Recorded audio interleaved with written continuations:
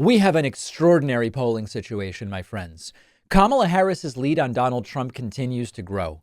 Now, I am not here to suggest to you that this trajectory will continue and that come November, Kamala Harris will have some double-digit polling lead over Donald Trump. It's just not the way American politics really works right now, given the level of polarization and partisanship, given the sort of baseline support that the Republican and the Democrat will get. It's not likely that Kamala Harris's current trajectory is sustainable, which would put her at like a 10-point lead by November. However, the change and the momentum is remarkable and very much worthy of looking at. We've been using as a sort of guidepost the Real Clear Politics average of recent polls. And what this does is it says, here's a list of polls that we believe are good enough to include in our average. We add them all up and divide it using a relatively simple algorithm that they have. And here's where things land. And where they land right now is that Kamala Harris has achieved a 0.5 point average lead over Trump nationally. Now, you might hear me say that and go, David, this thing is tied. What are you talking about? 0.5 point lead. This is no big deal. This is less about the number and more about the momentum and also more about the rhetoric that surrounds this polling. So if we back up a little bit, one of the things that you can see when we look at a chart, and the important thing to understand here is this is a graph of polling numbers. Red is Trump, blue was Biden, and then became Harris when Biden withdrew. One of the things that's notable is that if you look right around the 4th of July holiday, Donald Trump had a more than 3-point average lead over Joe Biden, more than 3-point average lead. That's why there's this large space between the red and the blue lines. You see the vertical black line, which is when President Biden withdrew. And then what you see is that the lines have essentially converged, and now Kamala Harris has taken a 0.5 point lead. This is a swing to go from losing by 3.3 to winning by 0.5. That's a swing of almost 4 percentage points, almost 4 percentage points. If you think about a typical electorate being about 160 million people, I don't know if that's fair. I'm kind of rough estimating 16 million people. Every point represents 1.6 million voters. And thus, a 4% swing suggests something like 6.4 million voters that have switched. It doesn't mean individuals have switched. Some may have gone from voting Trump to I plan to stay home. Some may have gone from I plan to stay home to going out voting for Harris Walls. But it's in the aggregate, we're talking about a nearly 6.5 million voter swing as interpreted by these numbers.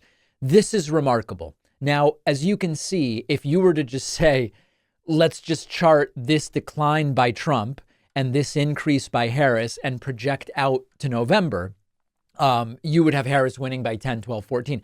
I just don't think that's going to happen. And that's why this now becomes key in terms of thinking about what happens next. At some point, this is going to flatten. Now, the DNC is coming up soon. It is sometimes believed to be a rule of thumb, which someone wrote to me and said, David, that's offensive. It relates to domestic violence. It's sometimes considered to be a conventional wisdom of sorts, that you peak a couple of days after your convention. If that's the case, we would expect Kamala's stock to continue to rise, peak Friday, Saturday after the DNC, and then what happens is the question. So we're going to have to follow and watch that. We don't know how much of this is the sort of shift that comes as a result of news and the announcement of she has become the presumptive nominee, and then she selected Tim Walz, and Tim Walz seems well liked. We just have to see.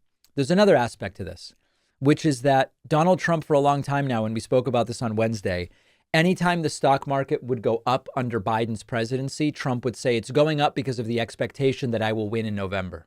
There was no evidence of this. Then we had a few days late last week and this Monday where the stock market declined pretty precipitously. And Trump came out and said, the reason the stock market went down is because the polls show that things are a little bit better for Kamala Harris, but those polls are rigged. Of course, this was nonsense.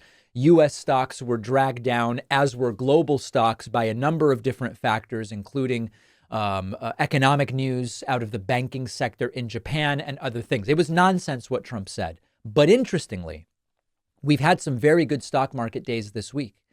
And as we've seen those solid stock market days this week, I discussed this Wednesday, Kamala Harris's polling has continued to increase. So if you want to play stupid games, you'll win stupid prizes. And if we play this stupid game, the prize Trump now gets is, wow, stock market up, Kamala's polling also up. So, point in time, the momentum matters.